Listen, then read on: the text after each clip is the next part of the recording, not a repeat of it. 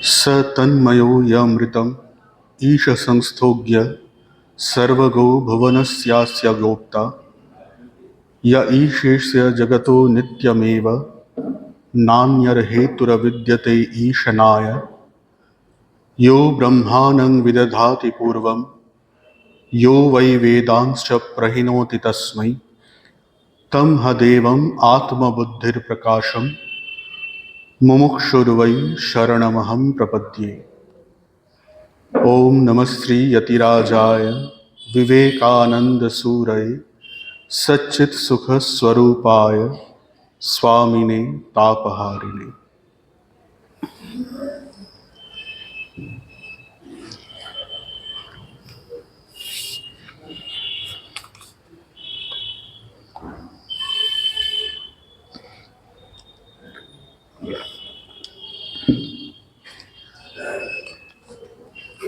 প্রায় 2 মাসের ব্যবধির পর আমাদের আবার এই স্বামী বিবেকানন্দ রচিত যে ভক্তিযোগ গ্রন্থটি তার পাঠ এবং আলোচনা আমরা আবার করছি। 2 মাস আগে যে ক্লাসটি হয়েছিল সেখানে আমরা অবতার নিয়ে যে লেখাটি আছে, যে চ্যাপ্টারটি আছে, সেটি নিয়ে আমরা আলোচনা শুরু করেছিলাম, কিছুটা এগিয়েও ছিলাম, কিন্তু আজকের যেহেতু অনেকটা সময় মাঝখানে চলে গেছে সেই জন্যে আবার আমরা স্বামীজি যেখানে অবতার চরিত্র নিয়ে আলোচনা করছেন সেটি আমরা আবার শুরু থেকে আমরা পাঠ এবং আলোচনা করব। কারণ দক্ষিণেশ্বরের সেই বিখ্যাত ঘটনা যেখানে ঠাকুর মাস্টার মহাশয় শ্রীমকে একটি গল্প বলছেন।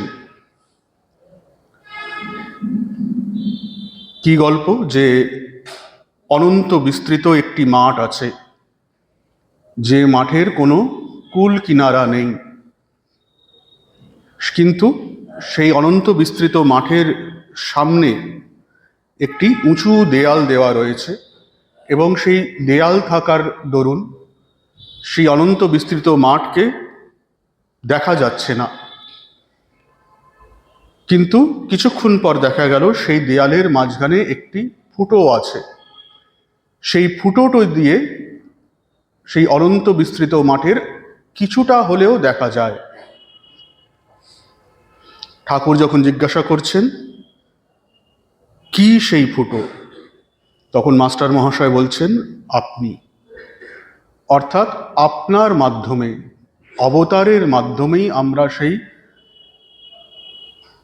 অজর অমর অনন্ত যে চরম সত্য, যাকে ব্রহ্মই বলুন বা সগুণ সাকার ঈশ্বরই বলুন, তার কিছুটা আভাস মাত্র আমরা পেয়ে থাকি। যিনি পরম করুণা পরবশ হয়ে যুগে যুগে ঈশ্বর স্বয়ং দেহ ধারণ করে ধরাধামে অবতীর্ণ হন, যাতে সাধারণ মানুষ যারা তারা সেই চরম সত্যকে উপলব্ধি করতে পারে।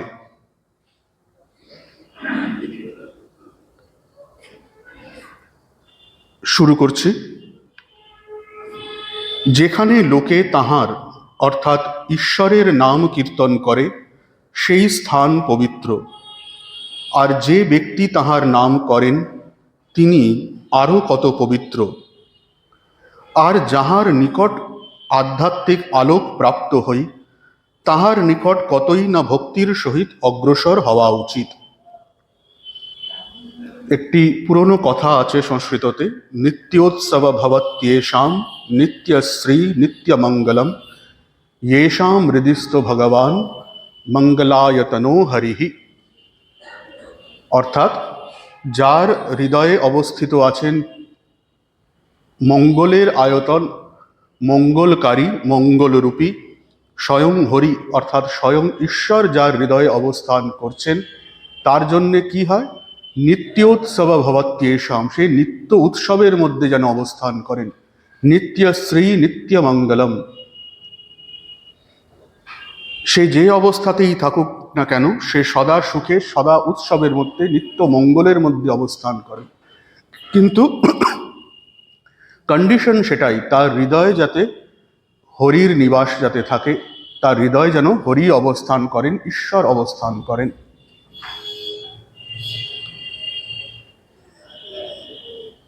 তার সবথেকে বড় উদাহরণ দেখা যেতে পারে শ্রী শ্রী মায়ের জীবন। শ্রী শ্রী মায়ের জীবন, শ্রী শ্রী মা সংসারের সমস্ত কাজের মধ্যে তাকে থাকতে হতো। জীবনটা যে খুব সুখের ছিল তা নয়। অল্প বয়স থেকেই তার জীবন যদি আমরা দেখি, গ্রামে গঞ্জে তাকে অল্প বয়স থেকেই কাজ কর্ম দায়িত্বের মধ্যে থাকতে হয়েছে। দক্ষিণেশ্বরের জীবন আপনারা সকলেই জানেন।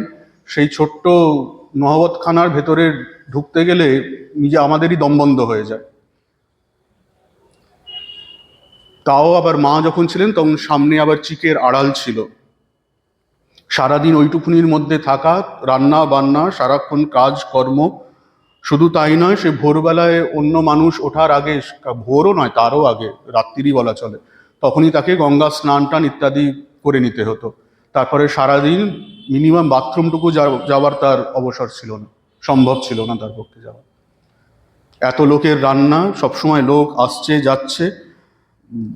সব থেকে বড় বিড়ম্বনা, তার যে পরম, তার গুরুই বলুন, তার ইষ্টই বলুন, সাক্ষাৎ যাকে তিনি মা কালী রূপে দেখতেন, সেই শ্রী শ্রী ঠাকুরকেও তিনি সারাদিন দেখতে পেতেন না। সেই ভক্তরা কখন যাবে, ঠাকুরের খাওয়ার সময় হবে, তখন তিনি ওই থালা নিয়ে যাবেন, ঠাকুরকে খাওয়াতে যাবেন, ওইটুকুনি সময় তিনি ঠাকুরের দর্শন পাবেন। তাছাড়া সম্ভব নয়। ওই চিকে থেকে ফুটো একটা হয়েছিল, সেই ফুটোর আড়াল থেকে দেখতেন, তাও আবার ঠাকুরের চোখে পড়ে গেল। হ্যাঁ রে, ফুটোটা যে দিনকে দিন বড় হয়ে যাচ্ছে রে, সেখানেও অসুবিধে। এত কষ্টের মধ্যে থেকে তারপরে তো শ্যামপুকুর বাটিতে তো আরও দেখেছেন, আরও ছোট্ট জায়গা। আচ্ছা ঠিক আছে, তারপরে তো তিনি যখন সঙ্ঘজননী হলেন তখন নয়, আচ্ছা তিনি রামকৃষ্ণ মঠ মিশনের সঙ্ঘজননী, তখন তো ওরে বাবা, মায়ের সংসার আপনারা সকলেই জানেন। মাকু, নন্দিনী, তারপরে এইদিকে রাধি, সুরবালা, মানে এ বলে আমায় দেখ, ও বলে আমায় দেখ, পুরো পাগল, সব এক করতে এক লাইন থেকে সবাই পাগল। কিন্তু তার মধ্যেও কিন্তু মা কি বলছেন, তিনি যেন হৃদয়ে আনন্দের ঘরটি স্থাপন করে দিয়ে গেছেন। তিনি সবসময় আনন্দময়। তার কারণ, তার হৃদয়ে সবসময় ঠাকুরের অবস্থান। এখানে আরেকটি খুব সুন্দর যেটা বোঝার বিষয়, সেটি হচ্ছে আমাদের একটা খুব সাধারণভাবে আমরা একটা ভুল ধারণা করি যে আমরা যদি ঈশ্বরের পথে অগ্রসর হই বা জপ ধ্যান করি, ঈশ্বরের প্রতি যদি দেবদ্বীজের প্রতি ভক্তি হয়, তাহলে সংসারটা খুব সুখের হয়ে যাবে। একেবারেই তা নয়। সংসার যেমন ছিল তেমনই থাকবে, কুকুরের ল্যাজ যেমন বেঁকা তেমনই থাকবে। মায়ের জীবন থেকে এটাই তো শিখছি। মায়ের সংসারটা যে খুব আনন্দময় হয়ে গেছিল তা তো নয়, মায়ের জীবনে সেই একই কষ্ট। আমাদের প্রত্যেকের জীবন থেকে যদি কম্পেয়ার করে দেখি, আরো বেশি কষ্ট বরঞ্চ অনেক ক্ষেত্রে। সব জায়গায় তাকে মানিয়ে চলতে হচ্ছে, সবার সাথে তিনি মানিয়ে চলছেন। সংসারটা যেমন থাকা তেমনি থাকবে, কিন্তু সেই সংসারের সাংসারিকতা আমার গায়ে লাগবে না। গায়ে হলুদ মাখলে কুমির মরে যাবে না, জলে কুমির যেমন ছিল তেমনি থাকবে, তোমাকে কুমির কামড়াতে পারবে না। সেই জন্যে যেখানে, শুধু মানুষ কেন, এখানে বলছেন যেখানে লোকে তাঁর নাম কীর্তন করে সেই স্থান পবিত্র হয়ে যায়, আনন্দময় হয়ে যায়। আপাত দৃষ্টিতে দেখলে এটিও সেই একই সিমেন্ট, বালি, চুন, সুরকি, সেটি দিয়েই তৈরি। অন্যান্য যে কোনো বাড়ি যে সিমেন্ট বালি দিয়ে তৈরি, এটিও সেই একই সিমেন্ট। কিন্তু এখানে ঈশ্বরের নাম গুণগান হয়, ঈশ্বরের পুজো হয়, ঈশ্বরের আরতি হয়। এখানে আসলে সকলের ঈশ্বরের উদ্দীপন হয়, অন্য কথা মনে পড়ে না, অন্তত মনে পড়া উচিত নয়। সেই জন্য এই স্থান পবিত্র। যেখানে লোকে তাহার অর্থাৎ ঈশ্বরের নাম কীর্তন করে সেই স্থান পবিত্র। আর যে ব্যক্তি তাহার নাম করেন তিনি আরও কত পবিত্র। যে ব্যক্তি তার নাম করেন অর্থাৎ যে ভক্ত, যার হৃদয়ে ঈশ্বরের অবস্থান, যার হৃদয়ে ঈশ্বরের বৈঠকখানা।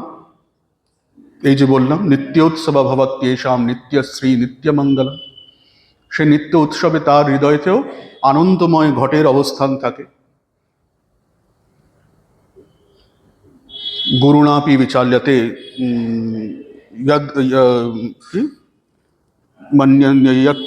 গত্বা মন্যন্তে নাধিকম তত যস্মিন স্থিতো না দুঃখেন গুরুণাপি বিচাল্যতে। এমন অবস্থা যেখানে অবস্থান করলে গুরু দুঃখেতেও সে বিচলিত হয়ে ওঠে না। আর যাহার নিকট আধ্যাত্মিক আলোক প্রাপ্ত হই তাহার নিকট কতই না ভক্তির সহিত অগ্রসর হওয়া উচিত। অর্থাৎ যিনি আচার্য বা গুরু স্থানীয়। আচার্য বা গুরু কি? শুধুমাত্র তাদের হৃদয়েতে ঈশ্বরের অবস্থান, ঈশ্বরের বৈঠকখানা তা নয়, তারা অন্যকেও ঈশ্বরের পথে, ভক্তির পথে, জ্ঞানের পথে, বৈরাগ্যের পথে, বিবেকের পথে তারা চালিত করতে সাহায্য করেন। তারা আরই না কত ভক্তির অধিকারী। অর্থাৎ গুরু বা আচার্য কারা? যিনি বা যার কৃপায় প্রথমত আধ্যাত্মিক জীবনের প্রতি তিনি আকর্ষণ করেন। এটা আগের ক্লাসেতে আমরা ডিসকাস করেছিলাম যে গুরু কি কি করেন পরপর। প্রথম হচ্ছে তিনি শিষ্যকে আধ্যাত্মিক জীবনের প্রতি আকর্ষণ করেন। সাধারণভাবে আমরা আধ্যাত্মিক জীবনের প্রতি কোনো আকর্ষণ বোধ করি না, সাংসারিক জীবনেতেই মত্ত হয়ে থাকি। গুরু প্রথম কি করেন? আধ্যাত্মিক জীবনের প্রতি আকর্ষণ করেন। আধ্যাত্মিক জীবনটাও যে ভ্যালিড, আধ্যাত্মিক জীবনেও যে সুখ পাওয়া যায়, আনন্দ পাওয়া যায়, সেটি যেন শিষ্যের সামনে তুলে ধরেন প্রথম। দ্বিতীয় তিনি কি করেন? তিনি শিষ্যের মধ্যে যে সুপ্ত আধ্যাত্মিক ভাব সেটিকে জাগরিত করে দেন। সেইটি যতক্ষণ না জাগরিত হচ্ছে, শিষ্য নিজে আধ্যাত্মিক পথে অগ্রসর হতে চাইবে না। এটি হচ্ছে সেকেন্ড স্টেপ। আমাদের মধ্যে অনেকেই আছে যারা তাদের আধ্যাত্মিক জীবন ভালো লাগে, ঠাকুরকে হয়তো ভালো লাগে, কিন্তু নিজেরা কিছু করতে চায় না। আপনি জপ ধ্যান করুন, আপনি পাঠ আলোচনা করুন, আমি যেমন আছি তেমন ভালোই আছি, বেশ, সেটি করলে তো হবে না। সেই এর কথা বলেছিলাম, সেই টেপ রেকর্ডারের কথা বলেছিলাম। টেপ রেকর্ডারে যদি আপনার ইষ্টমন্ত্র রেকর্ড করে দিয়ে চালিয়ে দেন, টেপ রেকর্ডারে আপনার ইষ্টমন্ত্র কন্টিনিউয়াসলি চলতে থাকছে, তাহলে টেপ রেকর্ডারটি মুক্ত হয়ে যাবে, আপনি যেমন ছিলেন তেমনি থাকবেন। সেই জন্য দ্বিতীয় কাজ যেটি করেন, প্রথম হচ্ছে শিষ্যকে আধ্যাত্মিক জীবনের প্রতি আকর্ষণ করেন। দ্বিতীয় হচ্ছে শিষ্যের ভেতরে যে সুপ্ত আধ্যাত্মিক ভাব সেটিকে জাগরিত করিয়ে দেন। তৃতীয় হচ্ছে শিষ্যকে আধ্যাত্মিক দিকদর্শন করেন, দীক্ষা দেন। কোন পথে তাকে চলতে হবে সেটি দেখিয়ে দেন, কি করতে হবে, কিভাবে সাধন ভজন করতে হবে সেইটি দেখিয়ে দেন, যেটিকে দীক্ষা বলি আমরা সাধারণত। এটি তৃতীয়।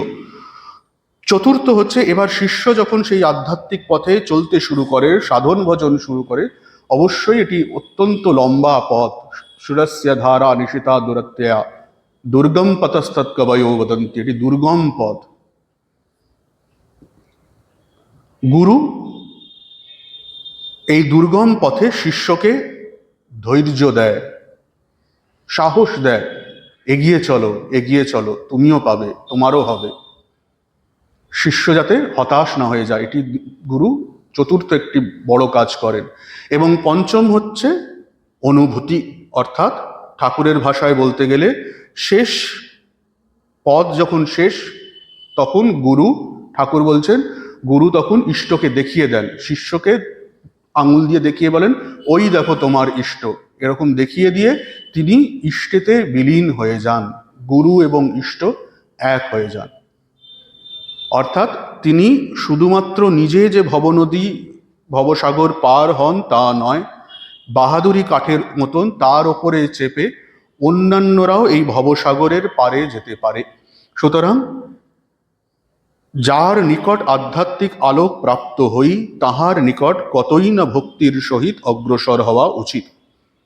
এইরূপ শ্রেষ্ঠ ধর্মাচার্যের সংখ্যা খুব বিরল বটে, কিন্তু জগৎ একেবারে এই সকল আচার্য বিরহিত হয় না। সবসময় এই সকল আচার্যের সংখ্যা বিরল। বলেছেন, মনুষ্যানাম সহস্রেষু কশ্চিৎ যততি সিদ্ধয়ে যততামপি সিদ্ধানাম কশ্চিন মাং বেত্তি তত্ত্বতঃ। যারা এই আধ্যাত্মিক পথে অগ্রসর হচ্ছেন তাদের মধ্যে খুব অল্পই আছে যারা এই পথে এগোতে পারেন। আবার সেই যারা এই পথে এগোন, যারা সাধক, তাদের মধ্যেও অল্পই আছে যারা আমাকে পায়। আবার তাদের মধ্যেও আবার খুব অল্পই আছে যারা শুধু নিজেরা পায় তা নয়, তারা অন্যকেও সেই পথে, ঠাকুর বলছেন না, ঈশ্বরের আদেশ না হলে লোক সংগ্রহ বা লোকে শিক্ষা দেওয়া যায় না, সেই আদেশ যাদের ওপরে আছেন। এমন অনেক মহাপুরুষেরা আছেন যারা নিজেরা সিদ্ধ হয়েছেন, কিন্তু তারা গুরু বা আচার্য নন।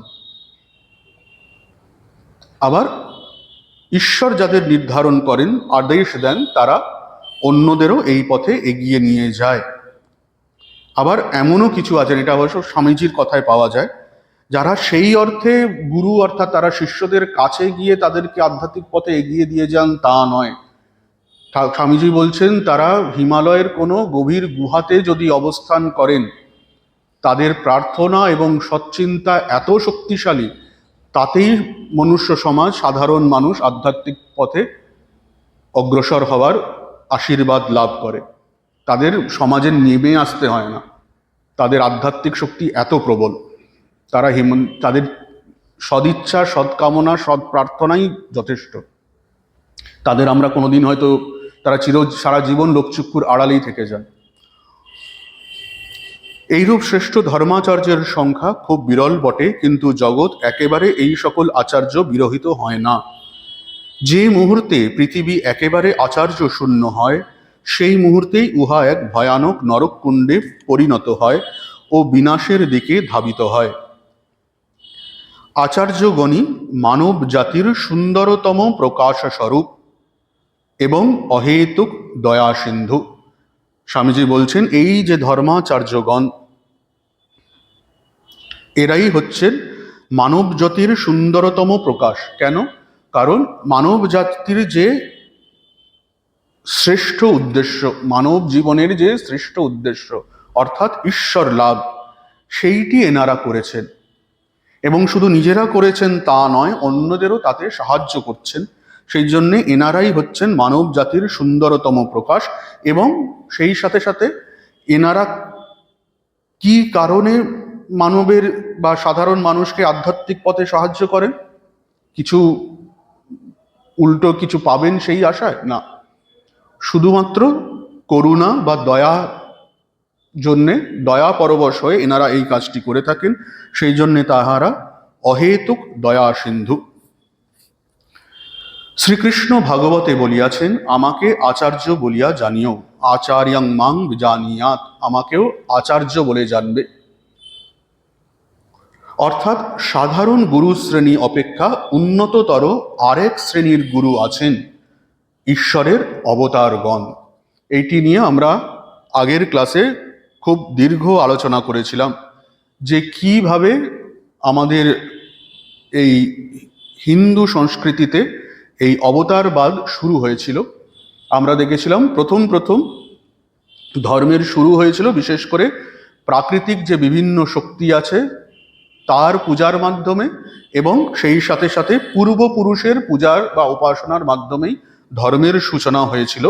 কিন্তু সেই সাথে সাথে এই ভারতীয় সভ্যতার একটি বৈশিষ্ট্য, যে তারা শুধুমাত্র এই বাইরের জগতে তারা সেই ঈশ্বরকে বা চরম সত্যের সন্ধান করেনি। অন্যান্য সমস্ত সভ্যতা যদি আমরা দেখি, সেখানে ধর্মের উন্মেষ বা ধর্ম শুরু হয়েছে এই দুটি পথে ধরে। এক হচ্ছে এই যে অতি প্রাকৃত যে সকল ফেনোমেননগুলো আছে, বৃষ্টি হচ্ছে, আকাশেতে মেঘ হচ্ছে, আবার বৃষ্টি হচ্ছে, বজ্রপাত হচ্ছে, জল বইছে, বায়ু বইছে, সূর্য চন্দ্র, যেগুলি আমরা সাধারণভাবে বুঝতে পারি না, সেইগুলো। বা দ্বিতীয় হচ্ছে পূর্বপুরুষ, যারা এতদিন আমাদের জীবনে এত একটি গুরুত্বপূর্ণ স্থান তারা ধারণ করেছিলেন, যাদের জন্যে, যাদের শিক্ষার কারণে আমরা এই জীবন ধারণ করছি। কিছুদিন পরে দেখতে পাচ্ছি তারা মৃত্যু মুখে পতিত হচ্ছেন, তারা আর আমার সাথে নেই। সেটি আমরা কিছুতেই বরদাস্ত করতে পারি না। তারা যেন সবসময় আমার সাথে আছেন, আমার দিগদর্শন করছেন। এখান থেকেই পূর্বপুরুষদের যে পূজা, সেই জন্য দেখছেন না, ইজিপশিয়ানরা মামি করে ঢুকিয়ে দিত রাজাদের বা গুরুত্বপূর্ণ লোকদের, বা এই মামিফিকেশন বিভিন্ন সভ্যতায় আমরা পাই। তো ভারতেও কিন্তু প্রথম প্রথম এই বিভিন্ন যে ইন্দ্র, অগ্নি, সূর্য, বরুণ প্রত্যেকে হচ্ছে বিভিন্ন ন্যাচারাল ফিনোমিনার যেন একটি হিউম্যানাইজড ফর্ম, এবং তার সাথে সাথে বিভিন্ন আমাদের পূর্বপুরুষের পূজা। কিন্তু এই বাহ্যিক জগতে শুধুমাত্র তারা অনুসন্ধান করেনি, এটা হচ্ছে এই আমাদের এই হিন্দু যে সভ্যতা তার একটি বৈশিষ্ট্য। তারা অন্তর জগতে নিজের ভেতরে তারা সত্যের অনুসন্ধান করতে শুরু করে, এবং এই সত্য অনুসন্ধান করতে করতে সেই আমরা যেন একটি কল্পনা করেছিলাম সেই প্রথম মহর্ষি যিনি ব্রহ্মজ্ঞান লাভ করেছিলেন। চিন্তা করতে আশ্চর্য লাগে, তার নাম আমরা জানি না, কিছুই তার সম্বন্ধে জানি না, এবং আমরা কল্পনা করি যেন তিনি হয়তো সেই প্রথম চরম সত্যকে অনুভূতি করার পর হয়তো ওই বলে উঠেছিলেন, শৃণ্বন্ত বিশ্বে অমৃতস্য পুত্রা আয়ে ধামানি দিব্যানি তস্থু বেদাহমেতম পুরুষম মহান্তম আদিত্যবর্ণম তমসঃ পরস্তাৎ তমেব বিদিত্বা অতিমৃত্যুমেতি নান্যঃ পন্থা বিদ্যতে আয়নায়। যদি এই জন্ম মৃত্যুর পারে যেতে চাও, শুধুমাত্র সেই পরম পুরুষকে তোমাকে অনুভূতি করতে হবে, এবং সেই অনুভূতি তোমার ভেতরেই হবে, বাইরে তাকে খুঁজে পাবে না। এবং সেইখান থেকে প্রথম প্রথম আমরা সেই জন্যে এই অনুভূতি সম্পন্ন মহাপুরুষ তাদের আমরা অবস্থান দেখি, যে এরকম অনুভূতি সম্পন্ন মহাপুরুষরা আছেন। ঘুমিয়ে পড়েছেন ওদের কেউ। কিন্তু তখন কিন্তু প্রথম প্রথম বেদেতে কিন্তু আমরা দেখি এই অনুভূতি সম্পন্ন মহাপুরুষ যারা, তাদের সাধারণত ঋষি, আপ্তপুরুষ ইত্যাদি টার্মের দ্বারা তাদেরকে জানানো হয়, তাদেরকে দেখানো হচ্ছে। ঋষি অর্থাৎ মন্ত্রদ্রষ্টা, যিনি মন্ত্র দেখেছেন, অনুভূতি করেছেন।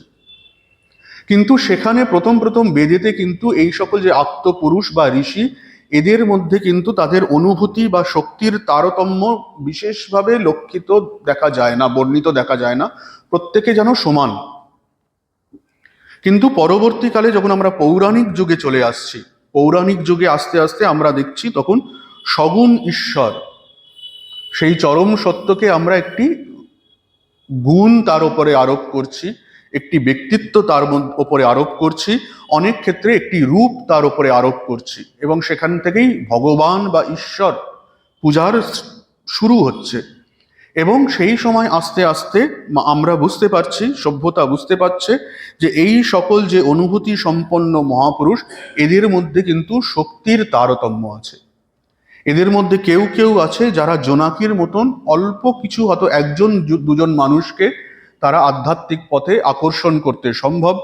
কেউ কেউ আছেন যারা হয়তো কয়েকশো বা কয়েক হাজার মানুষকে আধ্যাত্মিক পথে অগ্রসর করতে সম্ভব। কিন্তু এমন কিছু মহাপুরুষরা আসছেন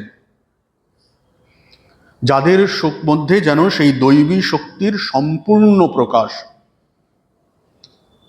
কোনোটা 25 ওয়াটের বাল্ব, কোনোটা 40 ওয়াটের বাল্ব, কোনোটা আবার 100%, 100 ওয়াটের বাল্ব। তারা শুধুমাত্র কয়েক হাজার মানুষ শুধু নয়, একটি যুগকে তারা সম্পূর্ণরূপে আধ্যাত্মিক পথে টেনে নিয়ে চলে যাচ্ছেন, ধর্মকে সংস্থাপন করছেন। তাদেরকেই অবতার বলে আমরা চিহ্নিত করতে শুরু করেছি। এবং বিশেষ বিশেষ কি কি গুণ থাকলে তাদেরকে অবতার বলা যেতে পারে, সেইগুলিও শাস্ত্রেতে বিভিন্ন পুরাণেতে তার উল্লেখও পাওয়া যায়। সেখানেই এটা বলছেন যে শ্রীকৃষ্ণ ভাগবতে বলিয়াছেন, আমাকে আচার্য বলিয়া জানিও। অর্থাৎ সাধারণ গুরু শ্রেণী অপেক্ষা উন্নততর আরেক শ্রেণীর গুরু আছেন, ঈশ্বরের অবতার, যাদের মধ্যে ঈশ্বরের প্রকাশ সব থেকে বেশি। মনুষ্য শরীরে সেই দৈবী প্রকাশ সম্পূর্ণ তো সম্ভব নয়। এই মনুষ্য শরীর সম্পূর্ণরূপে সেই ঈশ্বরীয় শক্তি ধারণ করতে পারে না। যতটা সম্ভব তাদেরকেই আমরা অবতার বলছি। তাদের মধ্যে এমন কিছু ঐশ্বর্য, এমন কিছু গুণ আমরা দেখতে পাচ্ছি, বুঝতে পাচ্ছি, যেটি সাধারণ মানুষের পক্ষে সম্ভব নয়। সেই জন্য সাধারণ গুরু শ্রেণী অপেক্ষা উন্নততর আরেক শ্রেণীর গুরু আছেন, ঈশ্বরের অবতারগণ। ইহারা স্পর্শ দ্বারা এমনকি কেবলমাত্র ইচ্ছা দ্বারাই অপরের ভিতর ভগবত ভাব সঞ্চার করিয়া দিতে পারেন। এটিও আমরা আগের ক্লাসে আলোচনা করেছিলাম যে সাধারণ যে ভগবত ভাব সঞ্চার করা, গুরু যে শিষ্যের ভেতরে ভগবত ভাব সঞ্চার করে, যাকে আমরা দীক্ষা বলছি, সেটি সাধারণ ক্ষেত্রে যেটা হয় সেটাকে বলে মান্ত্রী দীক্ষা। মান্ত্রী দীক্ষা অর্থাৎ বিশেষ মন্ত্রের মাধ্যমে, শক্তিপুত মন্ত্রের মাধ্যমে গুরু শিষ্যের মধ্যে সেই ঈশ্বরীয় শক্তি, সেই ভগবত ভাবকে সঞ্চার করে বীজের আকারে। সেই জন্য বীজ মন্ত্র বলা হয়। সেই বীজকে বিশেষ যত্ন করলে সেটি যেন অঙ্কুরিত হয়।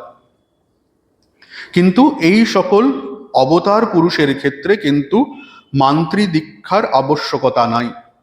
সেখানে শাক্তি দীক্ষা বা শাম্ভবী দীক্ষা বলা হয়। শাক্তি দীক্ষা বা শাম্ভবী দীক্ষা অর্থাৎ যেখানে দর্শনের মাধ্যমে, শুধুমাত্র স্পর্শের মাধ্যমেই শিষ্যের মধ্যে সেই ভগবত ভাব সঞ্চার করা যেতে পারে। এইটি বিভিন্ন অবতারের ক্ষেত্রে এইটি আমরা বারবার দেখেছি। বুদ্ধদেবের ক্ষেত্রে দেখা গেছে, চৈতন্য মহাপ্রভুর ক্ষেত্রে দেখা গেছে, শ্রীরামকৃষ্ণের ক্ষেত্রেও এটি দেখা গেছে। শ্রীরামকৃষ্ণ কারুর জীবের ওপরে মন্ত্র লিখে দিচ্ছেন, কারুর শিরদাঁড়া টেনে তুলে দিচ্ছেন, কোনো কোনো ক্ষেত্রে যারা খুবই ভাগ্যবান তাদের হৃদয় বা মাথায় পর্যন্ত তিনি পা দিয়ে স্পর্শ করছেন, এবং সেই দৈব স্পর্শতে তাদের নানা রকমের ভগবত ভাবের অনুভূতি হচ্ছে। তার সব থেকে বড় উদাহরণ হচ্ছে 1 জানুয়ারি 1886 আত্মপ্রকাশে অভয় দান উৎসব, যাকে সাধারণ ক্ষেত্রে আমরা কল্পতরু উৎসব বলি, কিন্তু সেটি আসলে হচ্ছে আত্মপ্রকাশে অভয় দান উৎসব, যেখানে শ্রীরামকৃষ্ণ অকাতরে সবাইকে স্পর্শ করেছিলেন। শুধু তাই না, আরেকটি ঘটনা আছে, সেটি হচ্ছে ঠাকুর তখন কাশীপুরে, তখন এক সময় তিনি বলছেন যে এখন নিজের ভেতরে, এক্স্যাক্ট এটা আমার কথাটা মনে পড়ছে না, কিন্তু ঠাকুর যেটা বলেছিলেন সেটা হচ্ছে এখন নিজের মধ্যে এমন শক্তি অনুভব করছি যে আমাকে আর কাউকে স্পর্শ করে দিতে হবে না। তোদের শিষ্যদের বলছেন তোদেরকে বলবো, তোরা স্পর্শ করে দিবি, তাতেই হয়ে যাবে, আমাকে কিছু করতে হবে না। তোদের মানে শিষ্যদের বলছেন তোদের মধ্যে আমি এমন শক্তি সঞ্চার করে দেব, তোরা স্পর্শ করবি, তাতেই তাদের শিষ্যদের হয়ে যাবে। কারণ আমি একা কত করব, এখন এত লোক আসবে, শেষ সময় এত লোক আসবে, সবাইকে তো আমি দেখতে পাবো না, তোদের মধ্যে এমন শক্তি সঞ্চার করে দেব, তোরা স্পর্শ করবি, তাতেই হয়ে যাবে। তাই তো হচ্ছে ঠাকুরের পার্শ্বদের মধ্যে, তাই তো দেখছি। পরবর্তীকালে মহাপুরুষ মহারাজ শিবানন্দজি এক সময় বলছেন এই গাছটাকে যদি বলি মুক্ত হয়ে যায়, এই গাছটা মুক্ত হয়ে যাবে। মহাপুরুষ মহারাজ শিবানন্দজির উক্তি আছে যে ঠাকুর এইবার আমাকে ঈশ্বর কোটি করে দিয়ে গেলেন, এই গাছটাকে যদি বলি মুক্ত হয়ে যায়, এই গাছটা মুক্ত হয়ে যাবে। তো এইটি কিন্তু বিশেষ ক্ষেত্রে সম্ভব, একমাত্র অবতারের ক্ষেত্রে বা অবতারের ডাইরেক্ট পার্ষদ যারা, তাদের ক্ষেত্রে ইহারা স্পর্শ দ্বারা এমনকি কেবলমাত্র ইচ্ছা দ্বারাই অপরের ভিতর ভগবত ভাব সঞ্চার করিয়া দিতে পারেন। তাহাদের ইচ্ছায় অতি দুশ্চরিত্র ব্যক্তিও মুহূর্ত মধ্যে সাধু হইয়া যায়। এরও বিভিন্ন উদাহরণ আমরা পেয়ে থাকি বুদ্ধদেবের জীবনেও। আমি বুদ্ধদেব থেকে শুরু করছি কারণ এনাদের ঐতিহাসিক আর কি, তার আগের অবতারদের ক্ষেত্রেও পুরাণেতে বিভিন্ন বর্ণনা আছে, কিন্তু আমি ঐতিহাসিক অবতার যারা তাদের ক্ষেত্রে তাদের বর্ণনাই করে থাকছি। বুদ্ধদেবের ক্ষেত্রে আছে অঙ্গুলিমাল, অঙ্গুলিমালের কথা আছে, বুদ্ধদেবের সাথে তার দেখা হয়, বুদ্ধদেবের সাথে দেখা হওয়ার পরে সে ভিক্ষুক জীবন, সমস্ত তার ডাকাতি ছেড়ে দিয়ে সে ভিক্ষুক জীবন যাপন করতে শুরু করে। জগাই মাথাই, জগাই মাথাই শ্রীকৃষ্ণ চৈতন্যের সময় জগাই মাথাই আছে। ঠাকুরের ক্ষেত্রে আমাদের গিরিশ ঘোষ, কালী ঘোষ, ঠাকুরের তারা কি ছিল, তারা কি হয়ে গেল, গিরিশ ঘোষ নিজে কতবার বলছেন আমরা কি ছিলাম, আমরা কি হয়ে গেলাম। শুধু তাই নয়, আরো কত এরকম আছে। সেই জন্যে অবতারকে জানা, অবতারকে বোঝা হচ্ছে ধর্মজীবনের যেন একটি এত সহজ আর সম্ভব নয়। এবং বিশেষ করে তাই নয়, অবতারদের ক্ষেত্রেও দেখা যায় যে অবতার লীলায় দৈবী ঐশ্বর্য যত কম, মনুষ্য ভাব বা মনুষ্য ঐশ্বর্য যত বেশি, তাদেরকে জানা, তাদেরকে বোঝা, তাদের কাছে যাওয়া তত বেশি সহজ হয়ে যায়।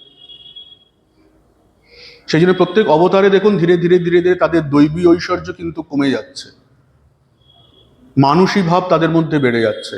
ঠাকুরের ক্ষেত্রে তো কিছুই নেই। ঠাকুর যে বলছেন, যে ঠাকুরকে যে বলা হচ্ছে যে তিনি অবতার বরিষ্ঠ। কেন অবতার বরিষ্ঠ? যে রাম, যে কৃষ্ণ, সেই তো রামকে ঠাকুর নিজে বলছেন, তাহলে অবতার বরিষ্ঠ হয়ে গেল কি করে? ঠাকুর খালি এক জায়গায় বলছেন এবার বিশুদ্ধ সত্যগুণের প্রকাশ, কোনো ঐশ্বর্য নেই। কেন তিনি অবতার বরিষ্ঠ? কোনো দৈবী ঐশ্বর্য নেই, কোনো অস্ত্র শস্ত্র, সুদর্শন চক্র, তীর, ধনুক কিচ্ছু নেই, কমণ্ডলু, বাঁশি নেই, এমনকি গেরুয়াটা পর্যন্ত নেই। চৈতন্যদেবের ক্ষেত্রে অ্যাটলিস্ট গেরুয়াটা ছিল, গেরুয়ারও বলা যায় একটা ঐশ্বর্য বললে বলা যেতে পারে।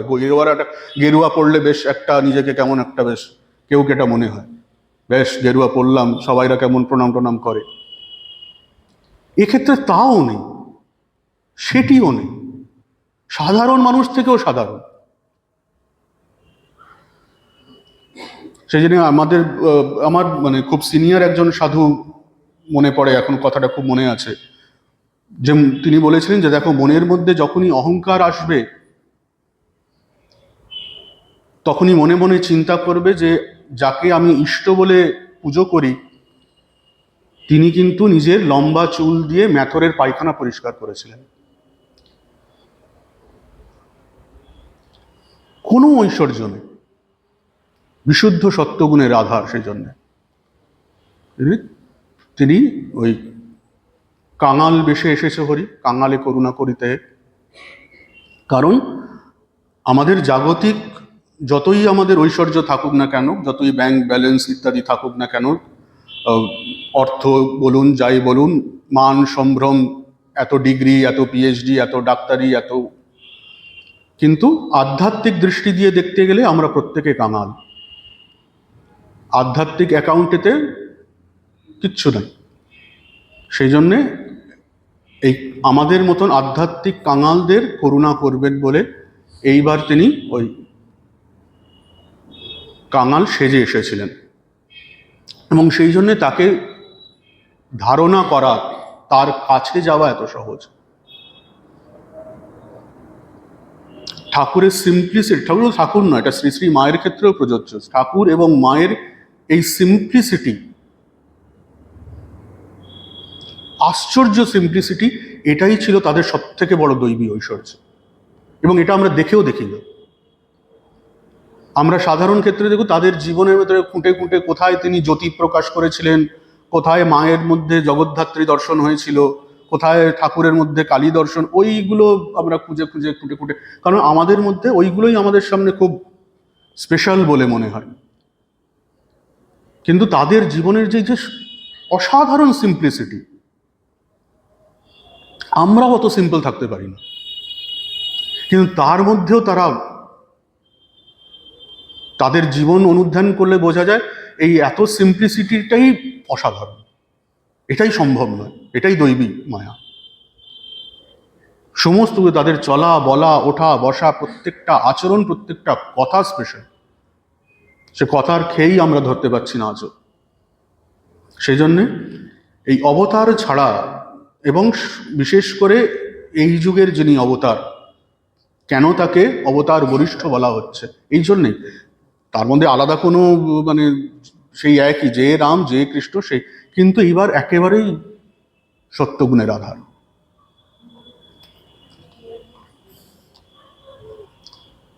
তাহাদের ইচ্ছায় অতি দুশ্চরিত্র ব্যক্তিও মুহূর্ত মধ্যে সাধু হইয়া যায়।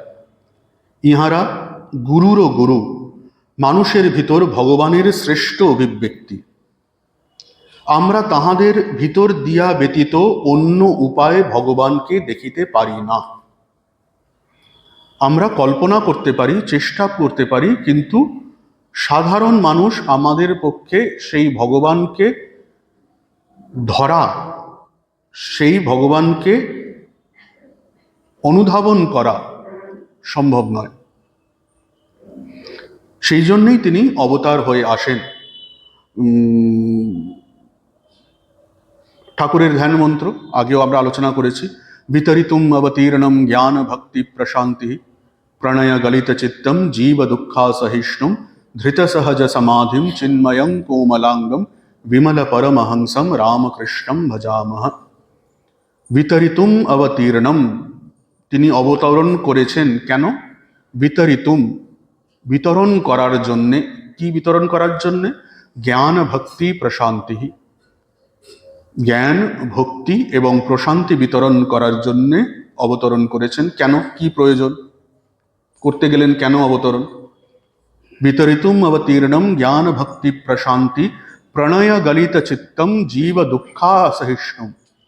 প্রণয় গলিত চিত্তম, যেহেতু প্রণয় ভালোবাসায়, গলিত চিত্তম তার হৃদয় গলে গেছিল বলে, জীব দুঃখ অসহিষ্ণুম, জীবের দুঃখ তিনি সহ্য করতে না পেরে তার হৃদয় বিগলিত হয়ে যায়, এবং সেই জন্যেই তিনি জ্ঞান ভক্তি প্রশান্তি বিতরণ করার জন্যে অবতরণ করেছেন। ধৃত সহজ সমাধিম, তিনি সহজেই সমাধি অবস্থায় পৌঁছে যাচ্ছেন। চিন্ময়ং কোমলাঙ্গম, যদিও তিনি কোমলাঙ্গম, তিনি কোমল একটি শরীর ধারণ করে রেখেছেন, কিন্তু তিনি চিন্ময়ং, তিনি সেই নির্গুণ নিরাকার ব্রহ্ম থেকে কোনোভাবে আলাদা নয়। যিনি নির্গুণ নিরাকার ব্রহ্ম, তিনি সগুণ সাকার ঈশ্বর রূপে আমাদের সামনে প্রতীত হচ্ছেন, আমাদের সামনে ধরা দিচ্ছেন। তিনি এই অবতার, যিনি এই কোমল শরীর ধারণ করে রেখেছেন। সেই জন্যেই বিমল পরমহংসম রামকৃষ্ণম ভজামহ। এখানে মানুষ তাহাদিগের উপাসনা না করিয়া থাকিতে পারে না। স্বামীজি লিখছেন, তাহাদের ইচ্ছায় অতি দুশ্চরিত্র ব্যক্তিও মুহূর্ত মধ্যে সাধু হইয়া যায়। ইহারা গুরুরও গুরু, মানুষের ভিতর ভগবানের শ্রেষ্ঠ অভিব্যক্তি। আমরা তাহাদের ভিতর দিয়া ব্যতীত অন্য উপায়ে ভগবানকে দেখিতে পারি না। মানুষ তাহাদিগকে উপাসনা না করিয়া থাকিতে পারে না। আর বাস্তবে এই আচার্যগণকে উপাসনা করিতে আমরা বাধ্য। শুধু তাই নয়, গীতাতেও আমরা দেখছি ভগবান বলছেন, 4th চ্যাপ্টার, বহুনি মে ব্যতীতানি জন্মানি তব চার্জুন তান্যহম বেদ সর্বাণি নত্বম বেত্থ পরন্তপঃ अजोपि सन् अव्यय आत्मा भूतानाम ईश्वरोपि सन् प्रकृतिम स्वामधिष्ठाय संभवामि आत्ममायया। तारपरे यदा यदा हि धर्मस्य ग्लानिर्भवति भारत अभ्युत्थानम धर्मस्य तदात्मानं सृजाम्यहम् परित्राणाय साधूनां विनाशाय च दुष्कृतां धर्म संस्थापनार्थाय संभवामि युगे युगे। तारपरे विशेष, जन्म कर्म च मे दिव्यम एवं यो वेत्ति तत्वतः त्यक्त्वा देहं पुनर्जन्म नैति मामेति सोर्जुन। खूब इम्पोर्टेंट वर्स, কি বলছেন? জন্ম কর্ম চ মে দিব্যম, এই জন্ম এবং কর্ম, আমার জন্ম এবং কর্ম, অর্থাৎ বুঝে নিতে হবে ভগবান যখন ঈশ্বর উবাচ, ভগবান যখন স্বয়ং বলছেন আমার জন্ম এবং কর্ম, তার মানে তিনি অবতারের কথা বলছেন।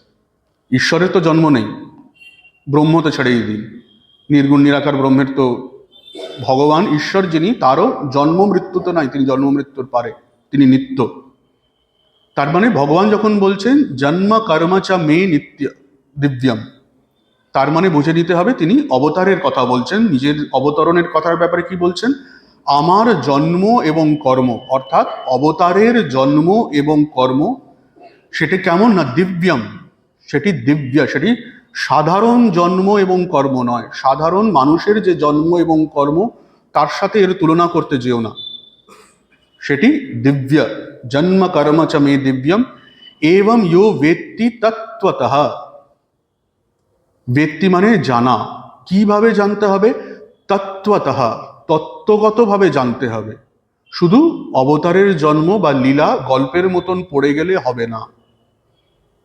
যে অবতারের জন্ম এবং কর্ম তত্ত্বগতভাবে জানবে, অনুভব করবে, অনুভূতি করবে, তার বৈশিষ্ট্য অনুভব করবে, তার কি হবে? জন্ম কর্ম চ মে দিব্যম এবং ইয়ো বেত্তি তত্ত্বতঃ ত্যক্ত্বা দেহং পুনর্জন্ম নৈতি। ত্যক্ত্বা দেহং, সে এই দেহ ত্যাগ করার পর পুনর্জন্ম নৈতি, তার আর পুনর্জন্ম হবে না। না এতি পুনর্জন্ম, না এতি মামেতি অর্জুন। হে অর্জুন, সে আমাকে প্রাপ্ত হবে, সে পুনর্জন্ম আর তার হবে না। অর্থাৎ বিদেহ মুক্তি যাকে বলা হয়, দেহ চলে যাওয়ার পর, এই দেহ শেষ হয়ে যাওয়ার পর, অর্থাৎ সাধারণ দৃষ্টিতে যাকে আমরা মৃত্যু বলি, সেই মৃত্যু হওয়ার পর তার আর জন্ম মৃত্যু এই সংসারের সাইকেলে তাকে পড়তে হবে না। সে আমাকে প্রাপ্ত হবে, অর্থাৎ ঈশ্বরকে প্রাপ্ত হবে, চরম সত্যকে সে প্রাপ্ত হবে। তার মানে সাধারণ মানুষের পক্ষে সেই চরম সত্যকে লাভ করার উপায় কি? অবতারের জন্ম এবং কর্মকে তত্ত্বগতভাবে ব্যক্তি অর্থাৎ অনুভূতি করা। তো অবতারের এই দিব্য জন্ম এবং কর্ম কি, সেটি তিনি আগেই বলছেন। अजोपि सन् अव्यय आत्मा भूतानाम ईश्वरोपि सन् प्रकृतिम स्वाम अधिष्ठाय संभवामि आत्ममायया। अजोपि सन्, প্রথমে তিনি বলেছিলেন বহুনুমে ব্যতীতানি, যে হে অর্জুন, এরকম জন্ম তুমিও বহুবার নিয়েছো, আমিও বহুবার নিয়েছি। এবং বহুবার নিয়েছি মানে শুধু এই সংসারে নয়, এরকম সংসার কতবার সৃষ্টি হয়েছে, কতবার তার স্থিতি হয়েছে, কতবার লয় হয়ে গেছে। আমি এই সংসারের কথা, এই সৃষ্টির কথা বলছি না। এরকম কত সৃষ্টি হয়েছে, এসেছে, চলে গেছে। এই মুহূর্তে আরো কত সৃষ্টি আছে, সেখানেও আমি আছি, সেখানেও তুমি জন্ম নিয়ে বসে আছো। তুমি সেগুলো অবগত নও, আমি অবগত। তারপরে কি বলছে? अजोपि सन् अव्यय आत्मा अजह अपि सन्, যদিও আমি জন্মরহিত। অজাহা মানে যার জন্ম নেই, যার জন্ম নেই অর্থাৎ যার মৃত্যু নেই, অর্থাৎ যিনি নিত্য, যিনি নিত্য সত্য। অজাহা আপি সন, এবং শুধু তাই নয়, অব্যয় আত্মা, যিনি অব্যয়া, যিনি পরিবর্তনশীল নয়, অপরিবর্তনশীল যিনি। সংসারে যা কিছু আছে, এই সৃষ্টিতে যা কিছু আছে, সমস্ত কিছু পরিবর্তনশীল। আমাদের দেহ থেকে শুরু করে নিয়ে, সেই ঘাসের কণা থেকে শুরু করে নিয়ে, সেল অ্যাটম যেখানেই চলে যান, অণু থেকে অণুতে চলে যান, সেখানেও পরিবর্তন আছে। আবার এই এন্টায়ার গ্যালাক্সি, এন্টায়ার সৃষ্টিও যদি দেখেন, সেখানেও পরিবর্তন চলছে। জায়তে অস্তি বর্ধতে বিপরিণামতে অপক্ষীয়তে নশ্যতি। জন্ম হচ্ছে, বৃদ্ধিপ্রাপ্ত হচ্ছে, চেঞ্জ আসছে, বার্ধক্য আসছে, নাশ হয়ে যাচ্ছে। কিন্তু একমাত্র সেই ঈশ্বর যিনি, তিনি হচ্ছে অজোপি সন অব্যয় আত্মা, তার মধ্যে কোনো পরিবর্তন নেই। শুধু তাই নয়, অর্থাৎ অজোপি সন এবং অব্যয় আত্মা, অর্থাৎ নিরাকার, নির্গুণ, নিরাকার ব্রহ্ম। ভূতানাম ঈশ্বরোপি সন, আমি ভূতঃ, তাদের ঈশ্বর। এখানে ভূত মানে ভূত প্রেত নয়, এখানে ভূত মানে হচ্ছে প্রাণী। এখানে ভূত মানে হচ্ছে প্রাণী, প্রাণীদের ঈশ্বর আমি। যত প্রাণী দেখছো তাদের সৃষ্টি স্থিতি প্রলয় কর্তা আমি, অর্থাৎ আমি হচ্ছি সগুণ ঈশ্বর। যদিও আমি নির্গুণ নিরাকার ব্রহ্ম, অর্থাৎ অজোপি সন অব্যয় আত্মা, এবং যদিও আমি সেই সগুণ সাকার ঈশ্বর, অর্থাৎ ভূতানাম ঈশ্বরোপি সন, তা সত্ত্বেও প্রকৃতিম স্বাম অধিষ্ঠায়, আমার নিজের প্রকৃতিকে আশ্রয় করে, আমার নিজের মায়াকে আশ্রয় করে, আমার নিজের ত্রিগুণকে আশ্রয় করে, প্রকৃতিম স্বাম অধিষ্ঠায়, আশ্রয় করে, সম্ভবামি আত্মমায়া, নিজের মায়াকে প্রয়োগ করে আমি সম্ভবামি। সম্ভবামি মানে স্বয়ং নিজে উপস্থিত হই, কোনো কারণে উপস্থিত হই না। মনুষ্য জন্মের ক্ষেত্রে কি হয়? কর্মফল আছে তাই আমাদের জন্ম হচ্ছে, একটি কারণ আছে তাই আমাদের জন্ম হচ্ছে। আবার এই জন্মে যে কর্ম করছি তার কারণে যে কর্মফল হচ্ছে, সেই কর্মফলের ক্ষেত্রে আবার পুনর্জন্ম হবে। ঈশ্বরের অবতারের ক্ষেত্রে কিন্তু তা নয়, তিনি সম্ভবামি, স্বয়ম্ভূলিঙ্গ, তিনি স্বেচ্ছায় তিনি জন্মগ্রহণ করছেন। এটাই হচ্ছে অবতারের জন্ম রহস্য। अजोपि सन् अव्यय आत्मा भूतानाम ईश्वरोपि सन् प्रकृतिम स्वामधिष्ठाय संभवामि आत्ममायया। এটা হচ্ছে দিব্য জন্ম। তারপরে কি? জন্ম কর্ম চ মে দিব্যম। দিব্য কর্ম কি? यदा यदा हि धर्मस्य ग्लानिर्भवति भारत अभ्युत्थानम धर्मस्य तदात्मानं सृजाम्यहम्। মানে সবাই জানেন, परित्राणाय साधूनां विनाशाय च दुष्कृतां धर्म संस्थापनार्थाय সম্ভবামি যুগে যুগে। আমার এই হচ্ছে, অবতার নিজে বলছেন এই হচ্ছে আমার তিনটে কর্ম। অবতারের কর্ম কি? দিব্য কর্ম কি? অবতারের কর্ম, সাধারণ মানুষের কর্ম হচ্ছে কর্মফলকে এক্সস্ট করা। আমাদের জন্ম হচ্ছে, তারপরে আমরা কি কর্ম করছি? বিভিন্নভাবে আমাদের যে সঞ্চিত কর্মফল সেইগুলোকে এক্সস্ট করছি, সেইগুলোকে শেষ করছি, সেইগুলোকে শেষ করতে আমরা আবার কর্ম করতে হচ্ছে, আবার কর্মফল হচ্ছে, আবার ঘোরো সাইকেলেতে। জন্ম পুনরপি জননম পুনরপি মরণম পুনরপি জননী জঠরে শয়নম, শঙ্করাচার্য বলছে। আবার জন্ম মৃত্যু, আবার কর্ম, জন্ম মৃত্যু, আবার কর্ম, জন্ম মৃত্যু চলছে। কিভাবে হচ্ছে? ওই পুরুষার্থ, ধর্ম, অর্থ, কাম, মোক্ষ, এই চারটি পথে আমরা সেই কর্মফলকে এক্সস্ট করার চেষ্টা করছি। মোক্ষটাকে ছেড়ে দিই, মোক্ষ পথ হচ্ছে এই জন্ম মৃত্যু সাইকেল থেকে বেরোনোর পথ। কিন্তু অবতারের ক্ষেত্রে কি? পরিত্রাণায় সাধূনাম বিনাশায় চ দুষ্কৃতাম এবং ধর্ম সংস্থাপনার্থায়। সেই জন্যই যুগে যুগে সেই অবতার অবতরিত হচ্ছেন। এবং এখানেই হচ্ছে সাধারণ মানুষের জন্ম এবং অবতার জন্ম এবং অবতারের কর্মর মধ্যে পার্থক্য। এবং এটিকেই ভগবান বলছেন যে তত্ত্বগতভাবে জানাই হচ্ছে একমাত্র নির্বাণের পথ। এটা আমরা জাস্ট একটা ডিটেলস এতে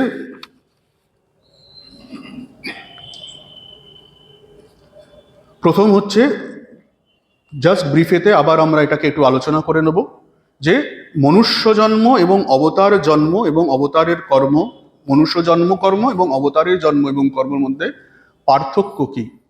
প্রথম হচ্ছে জন্মের কারণ। মনুষ্য জন্মের কারণ কি? পুঞ্জীভূত অতীত কর্মফল। যার যেমন কর্মফল তার তেমন জন্ম, সেখানে কোনো স্বাধীন ইচ্ছা নেই। আপনি এই জন্মে যদি মনে করেন যে না এই জন্মটা বড্ড কষ্ট হয়ে গেছে, এই ভারতবর্ষে বড্ড গরম, এখন শীতকাল ঠান্ডা পড়েছে কিন্তু বড্ড গরম, পরের জন্মটা ওইদিকে সুইডেন টুইডেন ফিনল্যান্ড ওইদিকে জন্ম নেব, তাহলে বেশ ভালো হয়। আপনার ইচ্ছে চলবে না। আপনার যেমন কর্ম সেই অনুসারে কর্মফল হবে, সেই অনুসারে জন্ম হবে। আমাদের জীবের হাতে কিচ্ছু নেই। হ্যাঁ, সৎকর্ম করলে ওইটুকুনি আছে, যদি সৎকর্ম করো পুণ্য হবে, খারাপ কর্ম করে পাপ হবে। যেমন পুণ্য হবে সেই অনুসারে ভালো জন্ম হবে, পাপাচরণ করলে খারাপ জন্ম হবে, এইটুকুনি আছে, কিন্তু তার বাইরে কিছু নেই। সেই জন্যে মনুষ্য জন্মের ক্ষেত্রে কি পঞ্জীভূত অতীত কর্মের ফলে আমাদের জন্ম হয় এবং সেখানে স্বাধীন ইচ্ছে কিছু থাকে না। অবতারের ক্ষেত্রে কিন্তু তা নয়। অবতারের জন্ম কেন হচ্ছে? ওই বিতরিতম অবতীর্ণম জ্ঞান ভক্তি প্রশান্তি প্রণয় গলিত চিত্তম জীব দুঃখাসহিষ্ণম। তিনি মানুষের দুঃখে বিচলিত হয়ে করুণার কারণে দয়া পরবশ হয়ে তিনি জন্মগ্রহণ করছেন এবং স্বাধীন ইচ্ছায় জন্মগ্রহণ করছেন। তার যেখানে যেমন ইচ্ছে, যখন ক্ষত্রিয় হয়ে জন্মগ্রহণ করার ইচ্ছে তখন ক্ষত্রিয় রূপে জন্মগ্রহণ করছেন, যখন নেপালেতে লুম্বিনীতে জন্মগ্রহণ করার ইচ্ছা তখন নেপালে লুম্বিনীতেই জন্মগ্রহণ করছেন, যখন কামারপুকুরেতে ব্রাহ্মণ ঘরে জন্মগ্রহণ করার ইচ্ছা তখন কামারপুকুরে ব্রাহ্মণ ঘরেই জন্মগ্রহণ করছেন। আমরা অনেক সময় সাধুরা মজা করে বলি, উফ ঠাকুর আর জায়গা পেল না, কলকাতা বঙ্গদেশেই জন্মগ্রহণ করতে হলো, বেশ হিমালয়ে যদি জন্মগ্রহণ করতেন বেশ যাওয়া যেত হিমালয় যখন তখন তার জন্মস্থান দর্শন করতে। ঘুরে ফিরে সেই কোথায় একটা ইঁদো গ্রাম মশা চারিদিকে ভ্রমণ করছে তার মধ্যে গিয়ে জন্মগ্রহণ করলেন। তা নয়, তার যেখানে ইচ্ছা তার ইচ্ছা যেখানে, তার স্বাধীন ইচ্ছা, তিনি নিজের মায়াকে আশ্রয় করে যেখানে জন্মালে তিনি মনে করবেন যে সব থেকে বেশি তার কার্যসিদ্ধি হবে, সেখানেই তিনি জন্মগ্রহণ করেন এবং সেই সময় বুঝেই তিনি জন্মগ্রহণ করেন। ঈশ্বরের কোনো কর্মফল হয় না, অবতারের কোনো কর্মফল নেই। দ্বিতীয় হচ্ছে স্বাধীন ইচ্ছা। কার কতটা স্বাধীন ইচ্ছা? মনুষ্য জন্মের ক্ষেত্রে আমরা কি দেখি? সীমিত স্বাধীন ইচ্ছা আছে, একেবারে কোনো স্বাধীন ইচ্ছা নেই তা নয়, সীমিত স্বাধীন ইচ্ছা আছে। চারটি পুরুষার্থের কথা বললাম, ঈশ্বর কিছুটা স্বাধীন ইচ্ছা দিয়ে দেয়। ঠাকুর উদাহরণ দিয়েছিলেন না, একটা গরুকে যদি দড়ি দিয়ে বেঁধে দেওয়া হয়, ওই দড়িটা যতটা বাঁধা আছে তার মধ্যে সে ঘোরাফেরা করতে পারে, ওইটুকুনি তার স্বাধীন ইচ্ছে। সেটাও কিন্তু আপাত দৃষ্টিতে। আসল যদি মানে ঈশ্বরের ইচ্ছা ব্যতীত একটি পাতাও নড়ে না, কিন্তু আপাত দৃষ্টিতে ওইটুকুনি আমার স্বাধীন ইচ্ছা। আমার স্বাধীন ইচ্ছা কি? কৃপাবায়ু তো বইছে, তুই পাল তুলে দে না। ওই পাল তোলাটা হচ্ছে আমার স্বাধীন ইচ্ছে। কৃপাবায়ু সবসময় বইছে, ঈশ্বরের কৃপাবায়ু সবসময়। তুমি পাল তুলছো কি তুলছো না সেইটুকুনি তোমার। যদি তুমি পাল তোলো তাহলে কৃপাবায়ু ঠিক লাগবে, ওইটুকুনি স্বাধীন ইচ্ছে। কিন্তু ঈশ্বরের ক্ষেত্রে তা নয়। ঈশ্বরের ক্ষেত্রে মানে এই এন্টায়ার সৃষ্টি হচ্ছে তার ইচ্ছেতে। তার ফ্রি উইলের কতটা লিমিটেশনের কোনো প্রশ্নই ওঠে না। এই এন্টায়ার সৃষ্টিটাই হচ্ছে তার ইচ্ছে।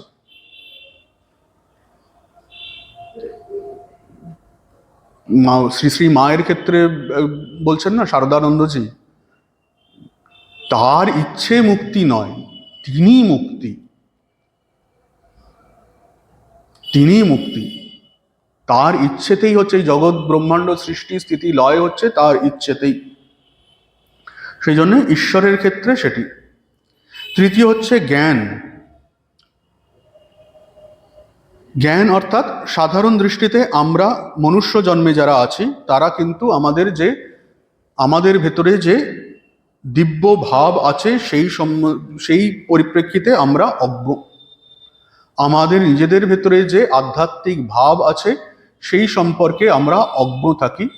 কেউ আমাদের গুরু যদি কৃপা করে পথ প্রদর্শন করে দেন, অবতারের জীবন বা বাণীর আশ্রয় যদি আমরা পাই, তাহলে আমরা আমাদের ভেতরকার যে নিহিত যে দেবত্ব সেটি সম্বন্ধে আমরা অবগত হই।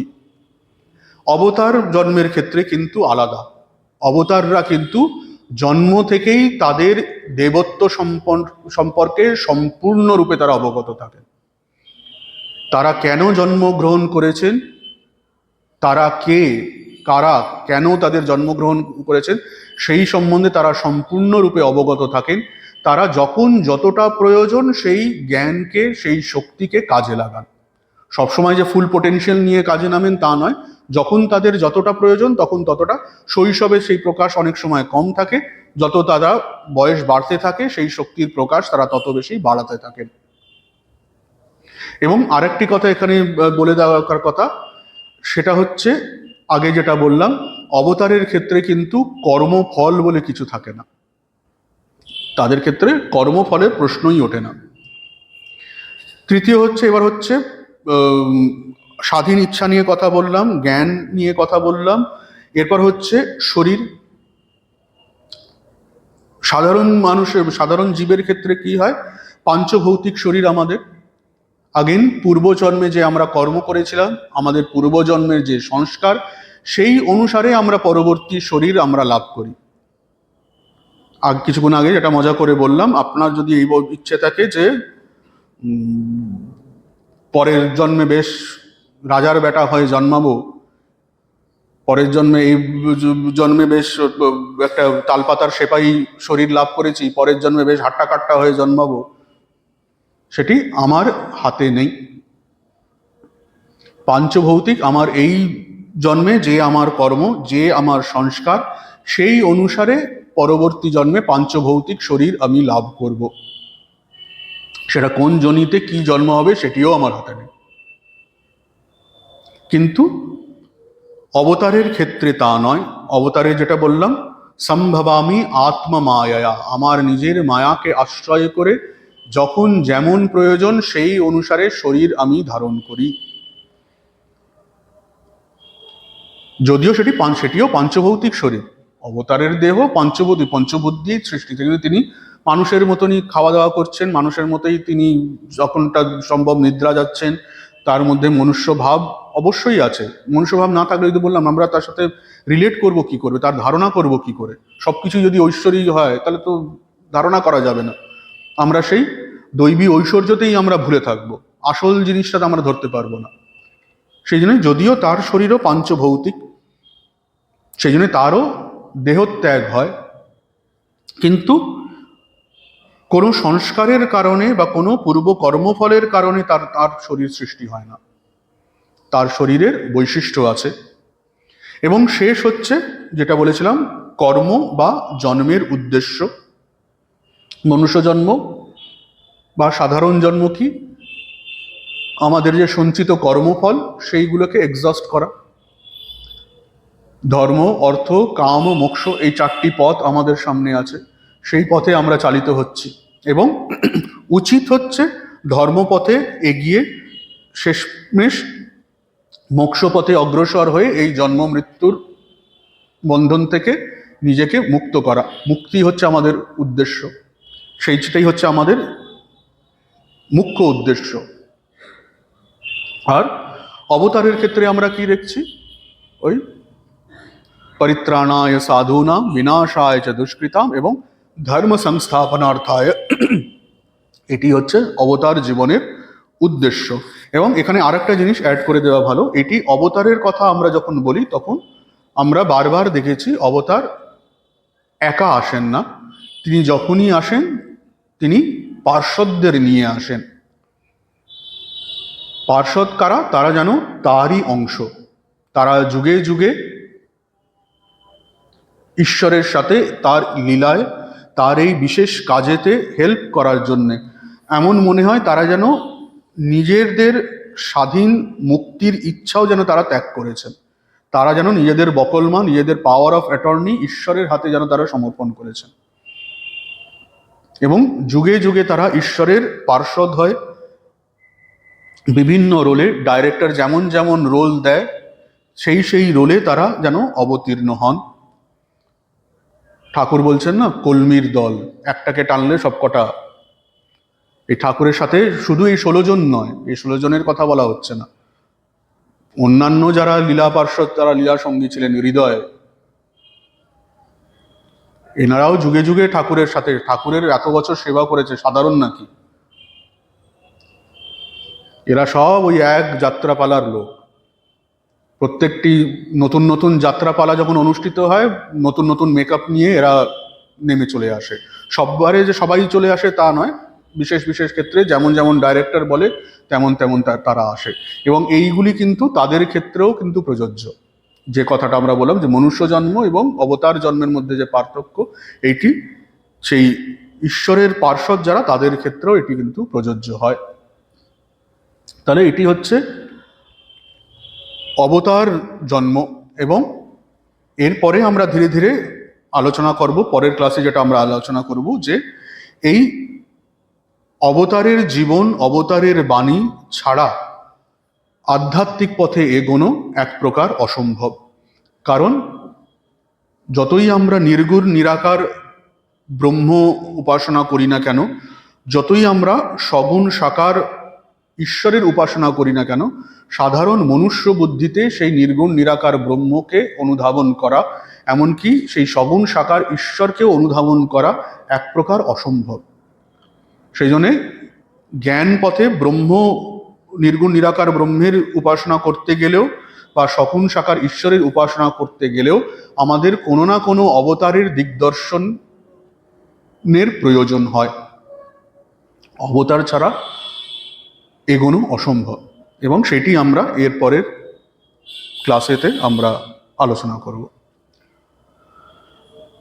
ওম শান্তি শান্তি শান্তি।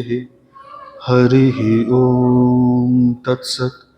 শ্রীরামকৃষ্ণার্পণমস্তু।